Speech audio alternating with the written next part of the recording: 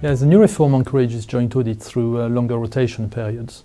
So if you take the case of a single audit, you have a maximum period of 10 years, which if you have a tender, can be renewed for another 10 years, so a maximum of 20 years. In the case of joint audit, you can go for 24 years without any tender in between. And companies even have the option, if they've had a single audit for 10 years, to then move to a joint audit and therefore move to a total of 24 years with that mechanism. Yes, I've heard significant concerns especially from large corporates in relation to mandatory firm rotation. And I genuinely believe that joint audit provides a very interesting answer to that concern.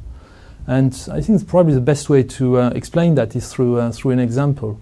So if you take a company which has a single auditor at the moment, it gets to the end of the maximum 10-year period, which is the maximum tenure under the reform. And it then comes to a point where there is a risk that it will change auditors, and the auditor will lose knowledge of the company, it will lose experience, and that's, I understand the concern. But then if you introduce joint audit at that point in time, you bring another firm into the process, a firm that can learn from the other firm, about systems, about how the company works, about the culture, and all these sort of things.